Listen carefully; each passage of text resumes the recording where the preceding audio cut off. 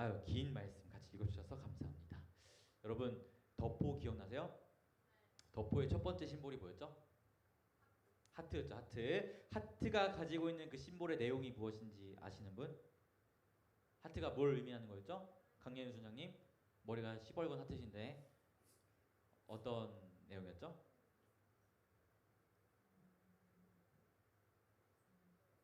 네? 안 들려요. 맞아요. 하나님이 당신을 사랑하신다. 이것이 하트의 첫 내용이었습니다. 그런데 여러분, 이 덕포라는 전도도구 있잖아요. 그것에 원형이 되는 전도도구가 있어요. 바로 사형리라는 전도도구인데요. 그 사형리라는 전도도구는 그 하트에 해당하는 부분을 이렇게 서술합니다. 서술하기 전에 우리 이시온 씨 가운데로 올까요? 여기 저기 주원이 누나 옆에 앉을까? 거기까진 가지 마. 왜 아죠? 그래, 지우 옆에 앉으세요. 네, 덕포의 원형이 되는 사형이라는 도구는 그 하트를 이렇게 설명해요. 하나님은 당신을 사랑하시며 당신을 향한 놀라운 계획을 가지고 계십니다. 라는 것이 원래의 문장이에요. 뭐라고요? 하나님은 당신을 사랑하시며 당신을 향한 놀라운 계획을 가지고 계신다. 라는 것입니다. 여러분 믿으세요? 여러분, 하나님이 여러분 한 사람 한 사람을 사랑하시고 한 사람 한 사람을 향한 놀라운 계획을 가지고 계심을 믿으십니까? 아멘?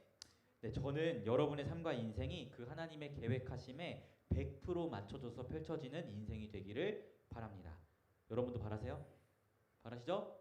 하나님의 계획대로 여러분의 인생이 이끌어지는 거 바라세요? 네. 네, 예라고 하셨어요. 네, 지금 다들 아멘이라고 했는데 그럼 제가 한 가지 질문을 던져보죠. 그 계획하심이 요셉과 같은 인도하심이라고 할지라도 그 계획이 이루어지기를 바라십니까?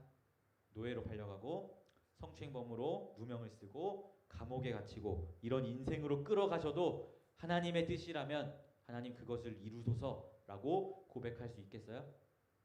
있겠어요? 멋있어요. 사실 여러분, 우리의 신앙이 어려운 지점이 이 부분에 있는 것 같아요. 하나님이 여러분을 향한 계획과 그 뜻하심이 막 이 나라의 대통령, 미국의 대통령 뭐 이런 거면 얼마나 좋아. 그런데 그런 것이 아니라 때로는 하나님의 영광을 위해서 내가 이해할 수 없는 상황으로 몰아가실 때가 있단 말이에요. 그 가운데에서도 여러분은 하나님을 향해서 하나님, 나를 향한 하나님의 뜻이 이 어려움이라면, 이 고난이라면 저는 그것에 100% 순종하며 나아가겠습니다라는 그런 고백을 여러분이 할 수 있겠느냐, 그것을 여러분에게 여쭤보고 싶어요. 사실 오늘 우리가 함께 읽은 창세기 본문도 이러한 성도의 딜레마를 담고 있습니다. 특별히 오늘 본문 속에 보게 되는 하나님의 성도는요, 바로 야곱이에요. 야곱. 여러분, 야곱이 누구죠? 요셉의 아들? 아들? 요셉의 아버지. 아버지. 요셉의 아버지가 야곱입니다. 요셉의 아버지. 여러분, 지금 요셉이 애굽의 총리가 되었어요. 기억나시죠? 총리가 된 후에 하나님의 말씀대로 7년 동안은 농사가 너무 잘 되는 풍년이 있었고 그 이후에 7년 동안 흉년이 있었어요. 하지만 요셉은 하나님이 주신 지혜로 그 7년 동안 농사가 아주 잘 됐을 때 미리 농작물을 저축해놔서 애굽이 7년 동안 농사가 안 되는 흉년이 임했을 때 요셉의 그 행정력으로 그것을 완벽하게 방어해냈어요. 즉 다른 주변 나라들은 다 굶어 죽는 상황인데 애굽만 잘 먹고 잘 사는 거예요. 누구 때문에? 요셉 때문에. 근데 그 소문이 주변 지역까지 지금 퍼진 거죠. 그 주변 지역에 누가 살고 있었나요? 바로 야곱과 야곱의 아들들, 요셉의 형제들이 살고 있었고 흉년으로 먹을 것이 없자 야곱이 그 요셉의 형제들에게 이제 이야기를 해요. 애굽 가서 곡식 좀 얻어와라 라고 시켰어요. 그래서 저번 달 5월 달 본문에 우리가 살펴봤죠? 요셉 앞에 형제들이 서게 된 거예요. 그 형제들은 요셉을 알아봤나요? 못 알아봤나요? 못 알아봤어요. 근데 요셉은 형들을 단번에 알아봤죠. 그때 성경이 뭐라고 기록했냐면 요셉이 하나님이 주신 꿈을 기억했다라고 성경이 기록하고 있어요. 하나님이 주신 꿈이 뭐였죠? 형제들의 단이 자신에게 절하는 꿈을 꿨죠. 그때 형제들이 단 몇 개?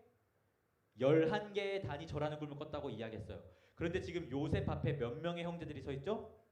10명의 형제들이 왔다고 성경이 기록하고 있습니다. 그래서 요셉은 그 하나님의 꿈이 완전히 이루어지도록, 즉 10명의 형제가 자신에게 절하는 게 아니고 11명의 형제가 자신에게 절하도록 형제들을 정탐꾼으로 몰아가서 데리고 오지 않았던 막내 동생인 베냐민을 데리고 오도록 명령했고, 이에 형제들은 시므온을 인질로 내버려 두고 형제들이 다시 집으로 돌아가서 베냐민을 데리고 오겠다라고 야곱에게 이제 이야기하는 상황이 오늘의 본문입니다. 이해가 되시죠? 요셉이 의도적으로 정탐꾼으로 몰아서 베냐민 데리고 오면 곡식 줄게 라고 해서 이제 형제들이 다시 집으로 돌아갔고 야곱에게 이야기를 하는 거예요. 그런데 중요한 것은 이 베냐민이라는 막내 동생을 데리고 가겠다라는 형제들의 말에 아버지 야곱이 어떤 반응을 보였는가, 그것이 중요한데요. 우리 한번 36절 말씀 같이 읽어볼게요. 36절, 42장 36절입니다.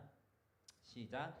그들의 아버지 야곱이 그들에게 이르되 너희가 나에게 내 자식들을 잃게 하도다. 요셉도 없어졌고 시므온도 없어졌거늘 베냐민을 또 빼앗아 가고자 하니 이는 다 나를 해롭게 함이로다. 아멘. 야곱이의 반응이 어때요? 아빠, 아버지, 베냐민을 데리고 와야 곡식을 준대요 라고 하니까 절망하고 있어요.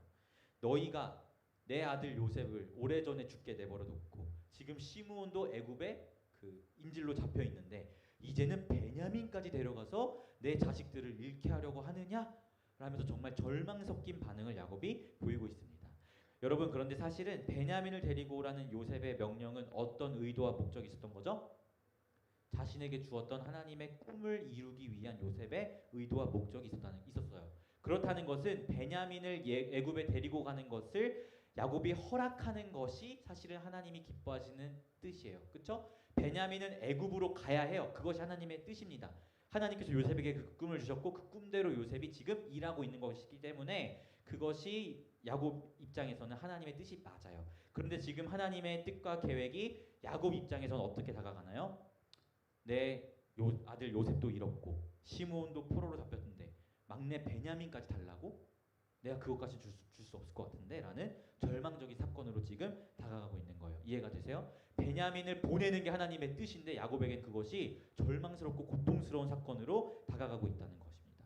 여러분, 야곱에게 베냐민은 어떤 존재였냐면 진짜 너무나 소중한 아들이었어요.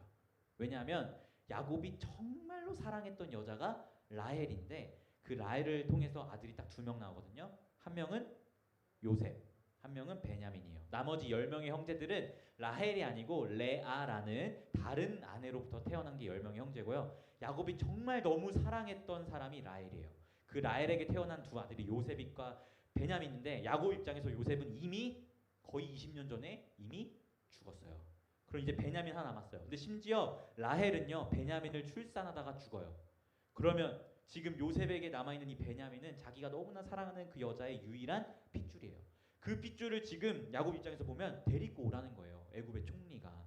요셉인 거 모르잖아. 야곱은 지금. 데리고 오라니까 야곱 입장에서는 이러한 것이 너무나 절망스럽게 다가오는 거죠. 사실은 베냐민이 가는 게 하나님의 뜻이 맞아요. 그런데 그 하나님의 뜻이 야곱에게는 너무나 괴롭고 고통스러운 사건으로 다가갔다는 것입니다. 이해가 되세요? 여러분, 여러분의 삶에서도 마찬가지예요. 때로는 여러분을 향한 하나님의 뜻과 계획이 여러분의 삶에서 고통스러운 모습으로 찾아갈 때가 있어요. 마치 야곱에게 베냐민을 내놓으라고 이야기하는 것과 같은 절망적인 상황을 하나님께서 주실 때가 있어요. 그리고 요셉과 같이 형들이 자신을 팔아버리고 노예가 되고 누명을 쓰고 감옥에 갇힌 이런 상황과 같은 절망적인 이야기들을 하나님께서 여러분에게 허락하실 때가 있다고요. 그런데 여러분, 여러분에게 그 상황이 찾아온다고 할 때 여러분은 아까 이야기한 것처럼 그것이 나를 향한 하나님의 계획이라면 제가 순종하겠습니다라는 고백을 보이실 수 있으시겠어요? 여러분은 어떤 반응을 보이실래요? 여러분에게 한번 여쭤보고 싶습니다. 제가 방금 이야기한 것처럼 순종합니다라는 반응을 보이시겠나요? 아니면 야곱과 같이 그거는 못하겠습니다. 내 마지막 사랑하는 아내였던 그 라헬의 유일한 혈육인 베냐민만큼은 내가 줄 수 없겠습니다라는 그런 고백을 보이겠나요? 여러분에게 한번 질문해 보고 싶습니다. 오늘 말씀을 보면 야곱은요 결국 끝내 베냐민을 애굽으로 데려가는 것을 허락하지 않아요. 야곱은 베냐민만큼은 절대 안 된다라는 강경한 입장을 보이면서 절대로 데려가지 못하도록 합니다. 즉 야곱은 하나님의 뜻에 반대되는 결정을 내린 거예요. 여러분을 스스로 한번 돌아보셨으면 좋겠어요. 야곱과 같이 이런 하나님의 뜻에 반대하는 결정을 하실 건가요? 믿음으로 순종하는 편에 서실 건가요? 이후의 말씀을 보면 야곱은요 베냐민을 절대 보내지 않기로 결정하고 형제들도 아버지가 안 된다고 하니까 어쩔 수 없이 그 명령에 따릅니다. 그런데 시간이 지나니까 결국 먹을 게 다 떨어진 거죠. 그러면 어떻게 해요? 다 굶어 죽어요? 그럴 수 없죠. 그래서 결국 정말 먹을 곡식이 없어서 이대로 가면 정말 다 죽을 수밖에 없기 때문에 야곱이 끝끝내 마지못해 허락을 하는 상황을 이제 성경에서 보게 돼요. 어떤 상황? 야곱이 마지못해 어쩔 수 없이 이제는 진짜 베냐민 안 보내면 우리 다 죽어. 그러니까 이거 진짜 안 되는데 어쩔 수 없이 베냐민을 애굽으로 보내는 것을 허락합니다. 애굽에 베냐민을 보내서 애굽 총리로부터 곡식을 얻어오라고 형제들에게 결국 명령해요. 그런데 여러분 흥미로운 것은요. 이렇게 야곱이 고집을 부리다가 베냐민 안 돼, 절대 못 가라고 고집을 부리다가 끝끝내 베냐민을 보내는 결정을 했을 때 성경이 이렇게 기록합니다. 우리 한번 6절, 8절, 11절 앞부분만 읽어볼게요. 6절 앞부분, 8절 앞부분, 11절 앞부분 43장입니다. 읽어볼게요. 앞부분 6절부터 시작. 이스라엘이 이르되 8절 앞부분 유다가 그의 아버지 이스라엘에게 이르되 11절 앞부분 그들의 아버지 이스라엘이 그들에게 이르되. 아멘. 여러분 성경이 지금 야곱을 뭐라고 부르고 있어요? 야곱이 아니라 이스라엘이라고 부르고 있어요. 여러분 베냐민을 보내냐 마냐는 사실 요셉에게 주신 하나님의 꿈이 이루어지는 굉장히 중요한 부분이에요. 야곱은 그 하나님의 꿈을 이루는 그 위대한 일에 있어서 자신의 생각과 고집으로 그것을 못하게 막고 있었어요. 베냐민은 절대 보낼 수 없어라고 막고 있었어요. 야곱이 자신의 것을 내려놓지 못하고 막고 있자 그때 성경은 야곱을 뭐라고 부르냐면 야곱이라 불러요. 야곱. 야곱이라는 말의 뜻은요, 여러분 어떤 뜻이냐면요, 바로 속이는 자라는 뜻입니다. 속이는 자. 그런데 그 야곱이 버티다가 끝끝내 베냐민을 애굽에 보내기로 결정했을 때, 즉 하나님의 뜻에 순종하는 편에 섰을 때 성경이 야곱을 뭐라 불러요? 이스라엘이라고 부른다는 거예요. 이 워딩의 차이를 여러분 느끼시겠나요? 이해가 되세요? 여러분 야곱에겐 이름이 두 가지가 있어요. 원래 이름은 태어날 때 이름은 야곱이고요. 나중에 하나님께서 이스라엘이라는 이름을 주세요. 제가 이야기했듯이 야곱이라는 이름의 뜻은 속이는 자라는 이름의 뜻을 가지고 있습니다. 이 이름의 뜻답게 사실 야곱은요 일평생 속이는 인생을 살아요. 야곱이 쌍둥이인 거 아세요? 몰랐죠, 재은이? 야곱 쌍둥이인 거 알았나요? 야곱이 쌍둥이에요. 형 에서가 있어요. 에서가 첫째고 둘째가 야곱이에요. 그런데 고대 사회는요 첫째에게 장자권을 줘서 모든 축복을 다 주고 아버지 재산의 2배를 줘요. 첫째에게는. 근데 야곱이 어떻게 하는 줄 알아요? 그걸 자기가 갖고 싶은 거야. 그래서 에서가 털이 많았거든. 몸에 털보였어, 털보. 그래서 몸에다가 이 동물의 털을 뒤집어 쓴 다음에 이삭이 나중에 노년에 눈이 멀거든요. 앞을 못 봤어요. 그래서 털을 이렇게 씌우고 와가지고 아버지 저 만져보세요. 털이 많잖아. 그러니까 이삭은 에서구나 생각한 거예요. 그래서 야곱을 축복해요. 장자의 축복을 야곱에게 줘요. 에서가 빡쳐요, 안 쳐요? 빡치죠. 그래서 야곱을 죽이고 싶었어. 그래서 야곱이 에서를 속여서 장자권을 뺏은 다음에 도망칩니다. 그래서 삼촌 라반의 집으로 가요. 라반의 집에서 20년을 살거든요. 20년 후에 라반의 집에서 이제 나오는데 그때 20년 동안 일했으니까 라반이 재산을 좀 가져가라고 해요. 근데 라반의 입장에서 재산을 많이 줄 수 없잖아. 그래서 대충 조금 주려고 수를 썼어. 그런데 야곱이 거기서도 삼촌을 속여요. 그래서 삼촌의 재산을 어마무시하게 가지고 나옵니다. 야곱의 인생 아시겠어요? 여러분 야곱이라는 사람은요 인생 이름에 그 이름의 뜻이 속이는 자라는 이름의 뜻 같이 속이는 인생을 살았습니다. 야곱의 인생은 그런 인생이었어요. 그런데 그런 야곱에게 하나님께서 새로운 이름을 주세요. 그 이름이 뭐예요? 바로 이스라엘이에요. 이스라엘. 여러분 이스라엘이라는 이 말의 히브리어 뜻을 보면 어떤 뜻이냐면 하나님이 권력을 주시다라는 뜻이에요. 즉 주권이 하나님께 있다라는 뜻을 가지고 있습니다. 야곱이 베냐민을 끝끝내 보내기로 했을 때, 즉 하나님이 요셉에게 주신 꿈, 그 꿈을 이루어가는 것에 결국 끝끝내 동참하게 되었을 때 성경은 그 속이는 자 야곱의 이름을 이스라엘로 부름으로써 하나님께서 끝내 야곱의 인생의 주권을 주셨음을, 야곱의 인생의 주도권을 주셨음을 성경이 이야기하고 있다라는 것이에요. 사랑하는 중고등부 여러분, 여러분의 삶과 인생 속에서 하나님께서는 놀라운 계획을 가지고 계십니다. 아멘? 아멘이죠? 여러분 요셉이 결국 애굽의 총리가 되었고요. 나중에 보면 총리로서 자신의 모든 가족을 애굽에 와서 살라고 해요. 나중에 말씀을 보면 내가 총리잖아. 야곱이랑 형제들 내가 사실 총리였어요. 와가지고 거기 가뭄 많으니까 애굽의 고센 땅 와서 사세요라고 이야기를 해요. 그런데 나중에 그렇게 400년이 지난 후에 그 야곱의 가족들이 애굽 땅에 정착했잖아요. 그 사람들의 인구수가 너무나 많이 늘어난 거야. 나중에. 그래서 애굽 사람들이 어떻게 하는 줄 알아요? 그 사람들을 종으로 삼아요. 더 인구가 커지면 애굽을 정복시킬까 봐. 그때 이스라엘 백성들이 그렇게 종이 되었을 때 발생하는 사건이 뭐죠? 여러분이 잘 알고 있는 모세를 세우셔서 출애굽을 시키시는 거예요. 이해가 되세요? 갑자기 출애굽기가 그냥 땡 나타나는 게 아니에요. 요셉이 총리 때 요셉의 가족들이 요셉이 애굽 와서 살게 했는데 시간이 지나면서 애굽 그 요셉의 가족들이 너무나 많이 늘어나니까 이스라엘이 이젠 가족을 넘어서 민족이 된 거야. 그러니까 애굽 사람들이 이 사람들 가만두면 안 되겠다 해서 그 사람들을 종으로 전락시켰고 그 종으로 전락시킨 이들을 구원하시기 위해 부르신 인물이 모세라는 거예요. 그렇게 출애굽기가 시작돼요. 그런데 출애굽기에서 정말 중요한 그 메시지가 뭐예요? 사실은 가장 중요한 사건이 애굽을 탈출할 때 문설주에 어린 양의 피를 바르는 것이 제일 중요한 사건이잖아요. 여기 다 모르시는 얘기 아니죠? 알고 있죠? 문설주에 어린 양 피를 바름으로써 구원을 얻어요. 그런데 그 문설주에 발랐던 어린 양의 피가 결국 누구의 피였어요? 예수님의 피였어요. 이해가 되세요? 여러분 요셉이라는 그 한 인물 인생 뒤에 하나님이 이런 계획을 가지고 계시다고요. 이해가 되세요? 그 사람이 감옥에 갇히고 노예가 되고 억울한 누명을 쓰고 그러나 총리가 되고 이런 그 모든 계획 그 사람 인생 뒤에는 그 사람으로 인해 야곱의 가족이 애굽에 오게 되고 그곳에서 종이 되었지만 모세를 통해서 구원을 하시게 되고 그 과정 가운데 어린 양의 피로 구원을 얻는 하나님의 교회가 어떻게 세워지는 것인지를 보여주시고 결국 그것이 예수 그리스도의 십자가까지 연결되는 그 위대한 계획을 하나님이 가지고 계셨다고요. 요셉이라는 그 인물 인생 이면에는. 이해가 되세요? 이해가 되시죠? 그러한 계획을 여러분을 향해서도 하나님이 가지고 계시다는 거예요. 여러분의 한 사람 인생 지금 봤을 때 힘들어 보일 수 있어요. 너무나 초라해 보일 수 있고 공부하는 게 힘들고 학교 안에서 교우관계 이런 것들이 막 어려울 수 있어요. 그것이 여러분의 고난처럼 느껴질 수 있어요. 마치 요셉의 인생처럼. 하지만 여러분의 인생 그 이면에는 예수님이 다시 오셔서 하나님 나라를 세우시는 그 과정까지의 위대한 하나님의 계획이 그 이면에 있다는 것을 여러분들이 기억하셨으면 좋겠어요. 여러분 그런 하나님의 계획이 여러분의 인생 가운데 있는데 야곱과 같이 베냐민은 절대 안 돼! 라는 반응을 보이실 건가요?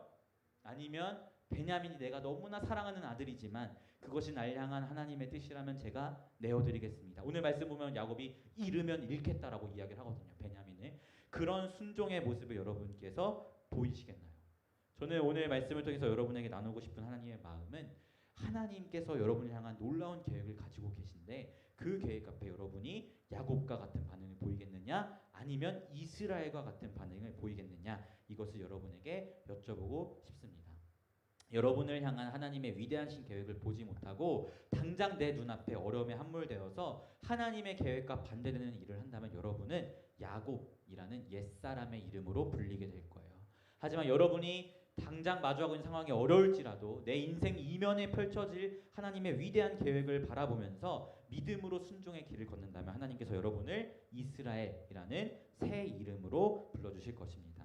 사랑하는 중고등부 여러분, 야곱이 되시겠습니까? 이스라엘이 되시겠습니까? 바라기는 우리 중고등부가 언제나 하나님의 계획하심에 동참하는 자가 되어서 이스라엘, 하나님이 주도권을 주시다, 권력을 주시다라는 이 새 이름으로 불리는 여러분들이 되었으면 좋겠습니다. 대한민국에서 청소년으로 살아가는 거 정말 쉽지 않은 거 저도 알아요. 저 검정고시 아니에요. 저 중고등학교 다 나왔어요. 다 나왔어요. 저도 중고등 시절을 다 보냈기 때문에 그때는요 여러분 학교 폭력 신고하고 이런 거 없었어요. 그때는 일진 문화 이런 거 더 빡셌던 시절입니다. 지금은 조금만 그런 학폭 걸면 되죠?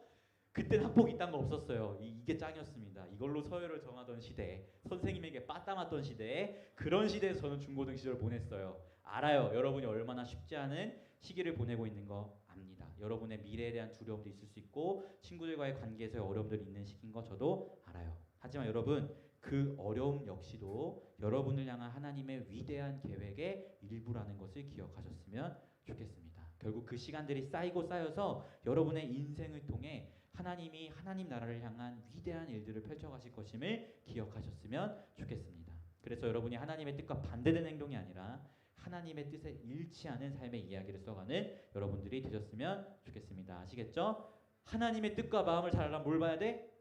결국 성경을 봐야죠. 말씀을 가까이 해야 하나님의 뜻이 뭔지를 알지. 그래야 이 시간에 예배하면서 말씀을 읽으면서 하나님의 뜻이 무엇인지 알아야 거기 맞춰 살아가죠. 이해가 되시죠? 그러니까 말씀을 가까이 하시고 예배도 열심히 들으시고 하지만 동시에 요셉과 같이 최선을 다해 공부도 하시고 주어진 삶을 살아가면서 하나님의 영광이 되시는 여러분들이 되었으면 좋겠습니다. 이런 은혜가 중고등부 가운데 넘쳐나기를 예수님의 이름으로 소망합니다.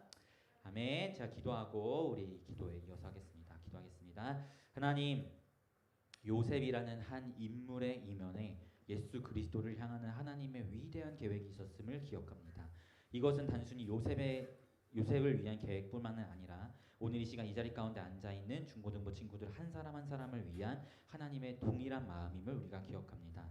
우리에게 허락하신 이 계획하심과 일하심들이 때로는 절망스럽고 어려움으로 다가온다 할지라도 그것을 바라보며 그것에만 함몰되어 있는 인생이 아니라 그 이면에 우리를 향해 가지고 계신 놀라운 하나님의 계획을 기억하며 하나님께 순종함으로 나아가고 하나님의 편에 서서 나아가는 우리 중고등부가 될 수 있도록 인도해 주십시오. 그래야 이들의 인생이 정말 하나님께 영광이 되는 인생이 될 수 있도록 이들의 인생을 친히 빚어가